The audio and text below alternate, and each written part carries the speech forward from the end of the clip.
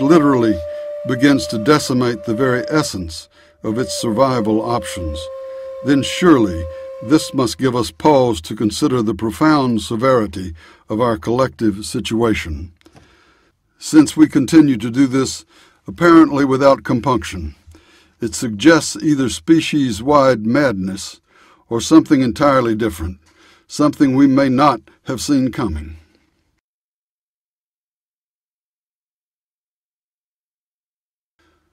This groggy time we live, this is what it is like.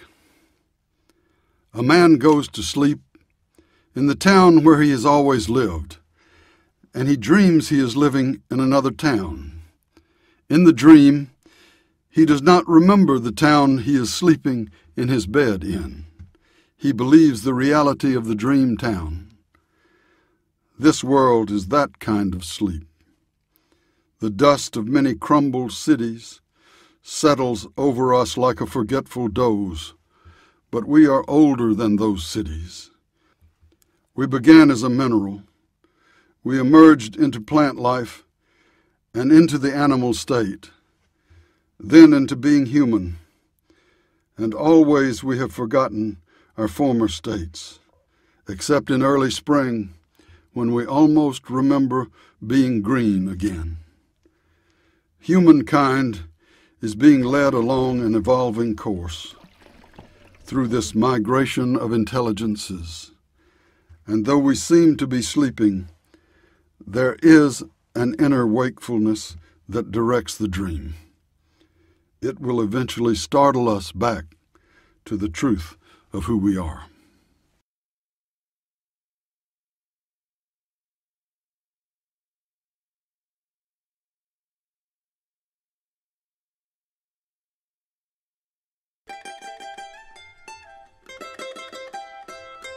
This journey began with a riddle, one that perhaps the art of pilgrimage could teach us something of value about. The riddle is not answered in words, but in a change of attitude, an inner and outer movement toward sustainably sincere gratitude. The earth pilgrims we must become, embrace all these changes with enormous hearts.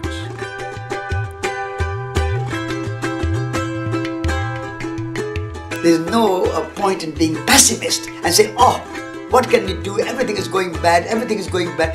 Everything is not going bad. These things are dying.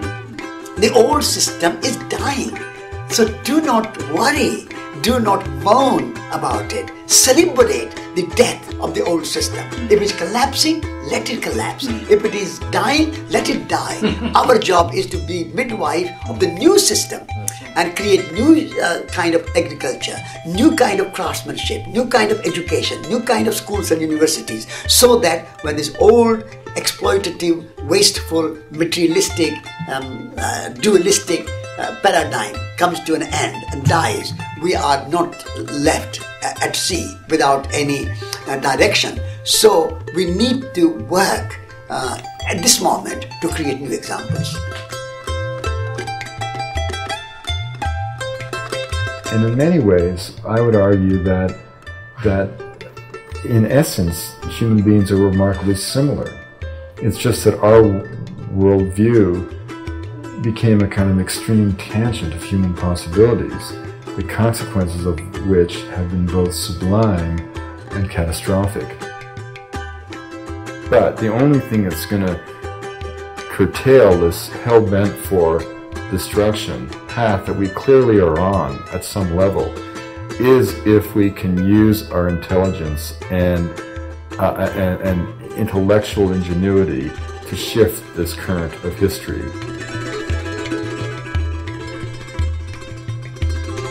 If I had one legacy to leave for humanity, it would be to tell people, to make people experience and understand that they are not isolated, that they are not an isolated system. They're connected through the vacuum structure to all things in the universe. They're part of this amazing continuum from infinitely big to infinitely small, from the subatomic particles to universal size, and they're in this wheelworks of nature, and they're influencing the vacuum, and the vacuum is influencing them in this amazing, infinitely continuous loop of information, learning about itself.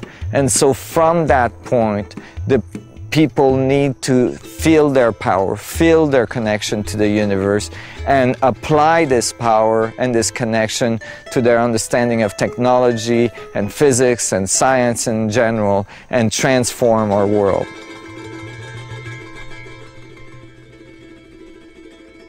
Now, what's the whole point of all of this? What's the point of doing any of this? Why not just sit at home?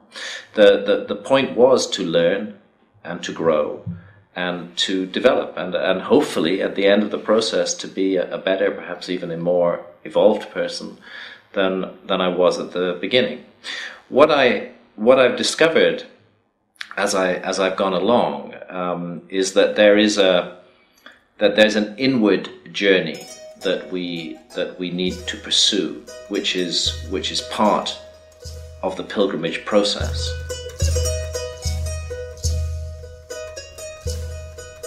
Since we've come here to make this movie, I think all of us have been reawakened to the fact that we actually live on a very mysterious and magical planet. And for thousands upon thousands of years, people were in contact, actually living within that magic. The spirits of the mountains, the spirits of the land, the spirits of the plants. These true earth pilgrims, the people who have always had in the sacred valley a relationship with Pachamama, which again most of we modern people have completely forgotten. We've lost the mystery, we've lost the magic, and we've forgotten Pachamama. And these are rather important things. That's what we found when we came here. And step by step, we were, as pilgrims, we were led through a process that would allow us to fully experience our time here and, in a sense, step out of time. That's the name of this valley, into a world of reverence for nature, a world of true magic. We have been allowed to be part of, to make this documentary. And on this, our last day, a great day of celebration, we share with each other how much we have been blessed by this land, truly blessed by this land. And I hope that we can remind all of us that there's a lot more to our reality maybe than we thought. So here we are, the Earth Pilgrims.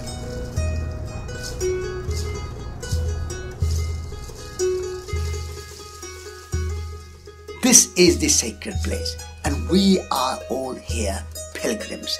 And we become pilgrim by realizing that we are pilgrims. There's nothing else that we need to do. We don't have to go for training. We don't have to go to university. We don't have to read books. We just have to realize, the moment we realize we are pilgrim, we are pilgrim. That's all there is. It's a simple, very, very simple message. So we are all pilgrims, and I am an earth pilgrim.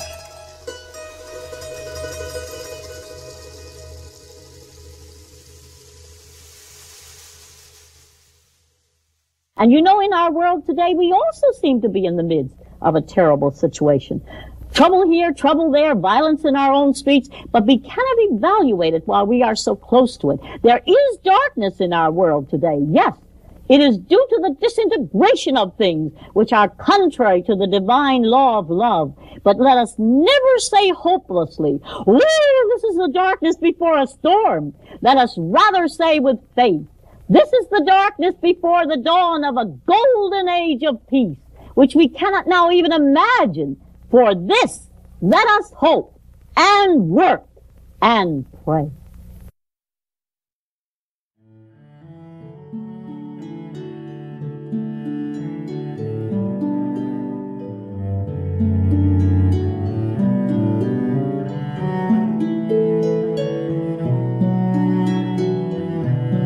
Little by little, wean yourself.